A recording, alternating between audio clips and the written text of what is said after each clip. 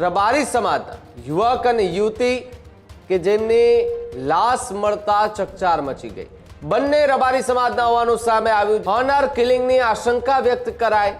યુવતીના પિતાએ બંનેને શોધી કાઢ્યા, પછી બંનેને જબરદસ્તી ક્યાંય લઈ જવામાં આવ્યા. પિતા અને ભાણેજ હતા, તેમણે એ બંને ભેગા થઈ યુવક અને યુવતીનું ગળું દબાવી અને હત્યા કરી હોવાનું સામે આવ્યું. જે બંને છોકરો અને છોકરી જે ગુમ થયા હતા એ બંનેને છેલ્લા 2 વર્ષથી પ્રેમ સંબંધ હતો અને એ પ્રેમ સંબંધ એ છોકરીના મા બાપને ઘરવાળાને પસંદ ન હતો. સોનુ ઉર્ફે નાથી, એના પિતા, એની માતા હિમાબેન રબારી, એમનો ભાણેજ અને આ વંકાભાઈનો છોકરો જે કાયદાના સંઘર્ષમાં આવે છે, આ 4 જણાએ ભેગા થઈને આ લોકોની હત્યા કરી છે. છોકરીના પપ્પાએ, વંકાભાઈએ પોતાની છોકરીનું ગળું દબાવીને હત્યા કરી.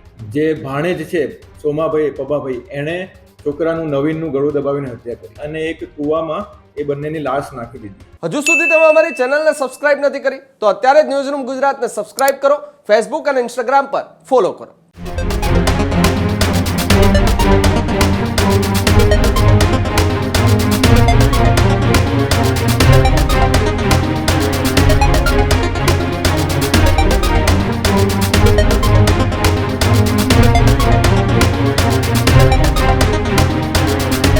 કિંજલ રબારીની ચર્ચા વચ્ચે કચ્છથી એક મોટા સમાચાર મળી રહ્યા છે. નખત્રાણા તાલુકામાં ગુમ થયેલા રબારી સમાજના યુવક અને યુવતી કે જેમની લાશ મળતા ચકચાર મચી ગઈ. ખમલા ગામના કૂવામાંથી બંનેની લાશ મળી આવી.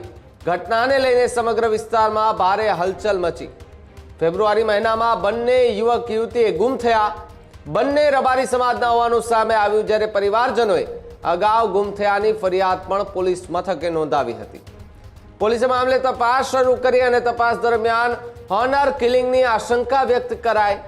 પોલીસે વધુ પૂછપરછ શરૂ કરી હતી, જ્યારે તપાસમાં યુવતીના પિતા અને ભાણેજની સંડોવણી સામે આવતા અનેક ખુલાસાઓ જે છે તે થયા. બંને આરોપીઓ હત્યારા નીકળતા જિલ્લામાં અરેરાટી ફેલાઈ. ખાંભલા ગામની યુવતીએ સમાજના જ યુવાન સાથે પ્રેમ થયો, બંને સાથે અને ભાગી ગયા એ પ્રકારની પોલીસને માહિતી મળી. યુવતીના પિતાએ બંનેને શોધી કાઢ્યા, પછી બંનેને જબરદસ્તી ક્યાંય લઈ જવામાં આવ્યા. અવાવરૂ જગ્યાએ બંને જે પિતા અને ભાણેજ હતા તેમણે એ બંને ભેગા થઈ યુવક અને યુવતીનું ગળું દબાવી અને હત્યા કરી હોવાનું સામે આવ્યું. પોલીસે પૂછપરછમાં આરોપીઓને ગુનાની કબૂલાત પણ જે છે તે કરી. તો બીજી તરફ હત્યા બાદ બંનેની લાશ એ કૂવામાં ફેંકી દીધી.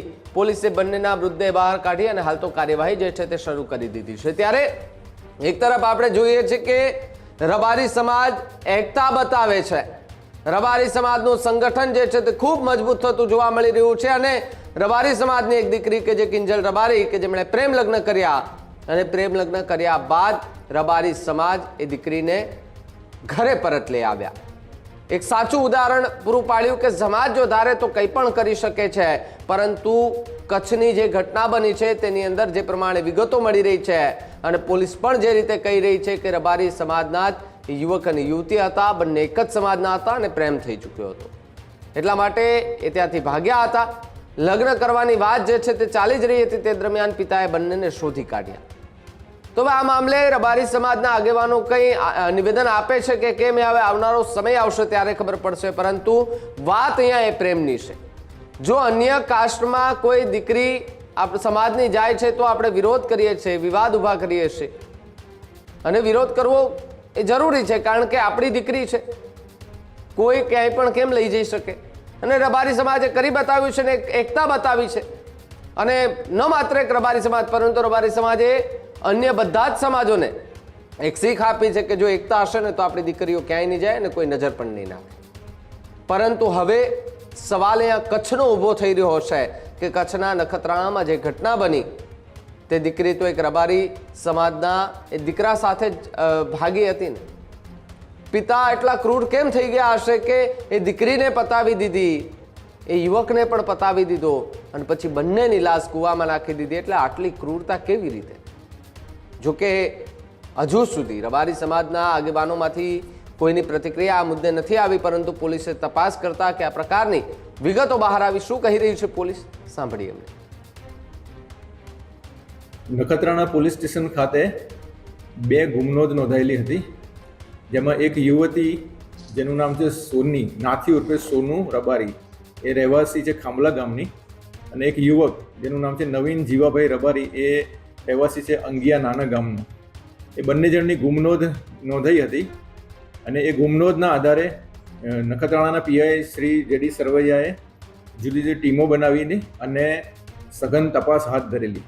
અને આ બાબતે તમામ પ્રકારે ટેકનિકલ ઇન્ટેલિજન્સ અને ટેકનિકલ સર્વેલન્સ અને હ્યુમન ઇન્ટેલિજન્સનો સહારો લઈને સઘન પૂછપરછ અને સઘન તપાસ હાથ ધરવામાં આવેલી. અને પીઆઈસી સરવૈયા રોજે રોજ પોતાની ટીમ પાસેથી આનું અપડેટ લેતા હતા.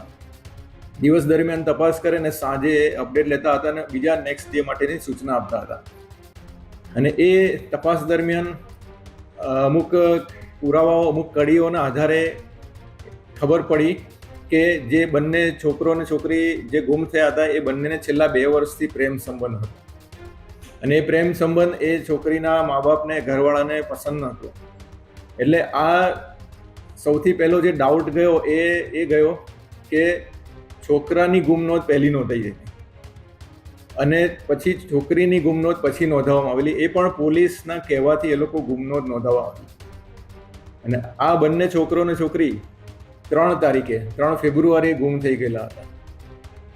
ને એની આ સમગ્ર આટલા સમય દરમિયાન તપાસ કરી અને પછી જે તપાસ દરમિયાન ટેકનિકલ સર્વેલન્સ ને હ્યુમન ઇન્ટેલિજન્સ દ્વારા અને રોજે રોજ અપડેટ લેવા દ્વારા એવી ખબર પડી કે જે છોકરી છે સોનુ ઉર્ફે નાથી, એના પિતા વંકાભાઈ ઉર્ફે રાજાભાઈ રબારી, એની માતા હિમાબેન રબારી, એમનો ભાણેજ જેનું નામ છે સોમા ઉર્ફે પબા રબારી, અને આ વંકાભાઈનો છોકરો જે કાયદાના સંઘર્ષમાં આવેલો છે. આ 4 જણાએ ભેગા થઈને આ લોકોની હત્યા કરી છે એવી જે તપાસમાં હકીકત નીકળી. એ આધારે નખત્રાણા પોલીસ દ્વારા ગુનો દાખલ કરવામાં આવ્યો છે અને 4 જણની અટકાયત કરવામાં આવેલી છે.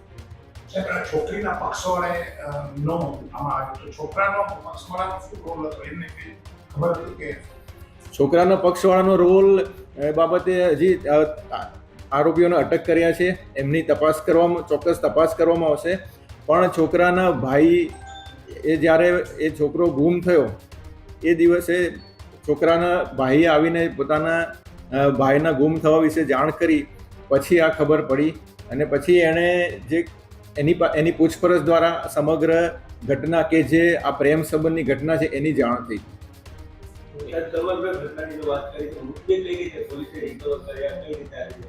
જી, એમાં જેમ કીધું કે 3 ફેબ્રુઆરીએ બંને જણા ગુમ થયા હતા.